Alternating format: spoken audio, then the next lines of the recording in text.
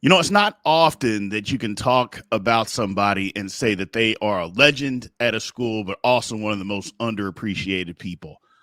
Today, that's what we got. My friend Jonathan Beasley is absolutely a Kansas State legend, but also one of the most underappreciated players that have come through the program. So let's get into this and let's talk about it a little bit.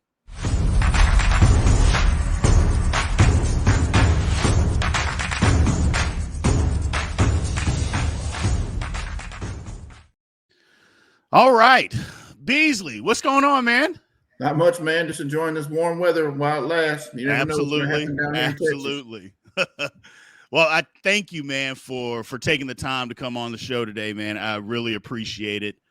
Um, let's just kind of get into this thing. So, first off, tell me a little bit, and kind of what I mentioned, at the introduction, being a legend, being one of the most underappreciated guys. I mean, it's absolutely crazy. I know it. I know a lot of people out there feel the same way. Kind of tell us your experience, your Kansas State experience. Oh, I mean, my Kansas State experience was awesome. Wouldn't change it for the world. Just the ability to do the things that we did, especially, my class being the winningest class in school history and a 5-year run just adds so much excitement to it. All the friends and players and people and fans and all the stuff that I've met over the past 5 years when I was playing. Then after that, it's just been amazing. Yeah, absolutely. I know you mentioned the winningest class in school history. I was a little bit a part of that, but not during the whole class, man. 53-10 is nuts when you sit back and just think about it and think about all the players and all that kind of stuff that came through your all's class, man. Yeah, I mean, we were fortunate. I got there at the right time, and we got started with Matt Miller and Kavanaugh and all those guys before, and kind of got it going.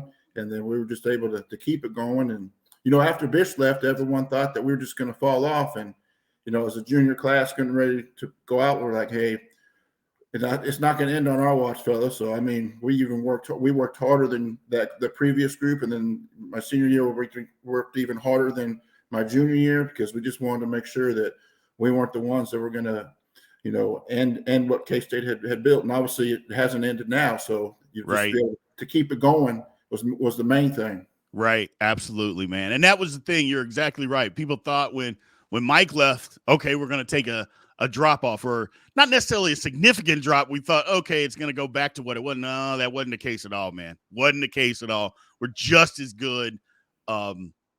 I mean, the team, everybody else, the team was just as good, man. Worked even harder, just like you said, than previous teams had. And it was good to see. It's great to see.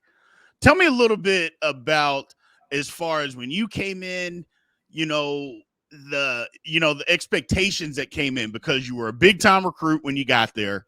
You came in your first year, and you didn't redshirt. And I think that was to surprise maybe to a lot of people, but not you, that you didn't redshirt. Tell me what that was like, coming in and, being a true freshman and actually being the number 2 quarterback. Yeah, I mean, it was crazy. I was able to pick up the offense pretty quick. The numbering system was kind of the same as my high school, so that made it a lot easier than, the learning curve was a lot less than what it would normally be. We also had a quarterback that was supposed to be there, Cody Lee. He got like a stomach ailment or something like that and couldn't hold down water, lost like 50 pounds and stuff, and he had to go off and all that stuff. So, I was able to, like I said, learn the offense. Kavanaugh and Matt Miller were great examples, and Coach Hudson really, kept me up there studying, understanding what we needed to do to, learn the offense and all that stuff. So, that first year was crazy. I thought I was going to redshirt, but then I got into camp, found out about Cody, so I knew I was going to, have an opportunity, and then supposed to redshirt the next year. Right. Bishop gets hurt, so I got to go in. And right. 98, finally got to redshirt, but got a true scare. If you go back and look at it, right before halftime when we're playing A&M in the regular season, Bishop rolls his ankle. Right. And they're like, man, do we put Beasley in? Do we not? And so Casey Vidrickson was the second string that year, kind of like the senior, and he couldn't find his helmet. So I always had my helmet on. So he took my helmet and he went out, got under center to take a snap. And when he said hike, the helmet fell over his eyes. and we got scared that he was almost going to drop the snap. So Unbelievable. I remember that. I remember it like it was yesterday. I was like, wow, never seen Casey in the huddle before. What's going on here? So, and then your experience, obviously, playing as well as you did the last 2 years. I think one of the things that I specifically wanted to talk about this today with you, Jonathan, is a lot of people didn't know in 99 you were hurt. You got hurt and basically were out there playing without a right shoulder, which being a right-handed quarterback, that makes it a little bit difficult, I would think. And a lot of people don't understand how hurt you actually were by the end of the year. And for you to play as well as you did and to gut it out, man, tell us that process of trying to play through that injury back in 99 when the team was so good, you were so good, but then having to fight through that injury. Oh, yeah, that year was, it was pretty bad. If you look at the Oklahoma State game, I had some funny pads on because I got a deep thigh bruise. My rotator cuff was kind of messed up the whole year. Basically spent my whole time, if I wasn't in the training room or in class, I was watching film and all that just to be prepared and just try to get my body ready each week to go out there and compete and, show the guys that, yeah, you can play injured. I mean, there's a difference between being hurt and injured. And Right. I probably was injured, but I thought it as I was hurt and I just had to go out there and, battle with my guys and do what we could to win football games. Absolutely. Absolutely, man. And then obviously the next year, even greater, get to the Big 12 championship game. So close to winning. Oklahoma was really, really good that year. I mean, they won the national title, but you were outstanding, had a great Cotton Bowl, and kind of parlayed into, and years down the road, the Cotton Bowl Hall of Fame, man. Tell us a little bit about that, because it kind of came at a weird time with COVID around or just getting out of COVID. And I don't think it was celebrated enough to me personally. Now, granted, I'm biased. I'm your friend, so I'm going to be biased about that. But I don't think it was celebrated as much as it could have been, man. Tell me about that process and what that means to you. Yeah, so we were actually supposed to get inducted that spring when COVID hit. So it was supposed to be in May, and everything got shut down. I want to say like late February, early March. Right. So they had to postpone it, and they're going to try to do it the next year. But the same thing, weren't really sure about how COVID was going to be. So we were able to, get it done 20, I think it was 21 and around that time. So that was fun. It was a great experience. Yeah. My wife and I and my kids, I mean, we enjoyed it. They treated us like royalty. Just it's awesome. Think about the class that we're winning with Coach Snyder being one of the main inductees, with Jerry Jones and Bill Romanowski. All those guys I went in with was amazing. And you think about all the greats when they were showing that video, talking about all the former guys that are in the Hall of Fame. Right. You're like, man, this is like the second to the coming of the Heisman Trophy, because there were a lot of great names that have gone through there that got inducted. Absolutely. Absolutely. And then, so as a quarterback, I mean, as a lot of us K-State people know, especially being on the team, and a lot of fans as well, Coach Snyder is pretty much dealing with the quarterbacks. I mean, there's quarterback coach and offensive coordinator, but Coach Snyder deals with the quarterback. Tell us what your experience and what Coach Snyder, not only your experience with him, but also what he means to you maybe outside of football as well.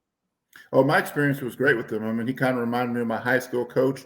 He would say things to you to get your mind moving and motivated and to really think about, is this the right process that I'm doing it, or is there another way to try to get this better? And that's what we tried to always do. Every day you went out there, you met with them or anything like that, it was, how can you get better at this individual moment?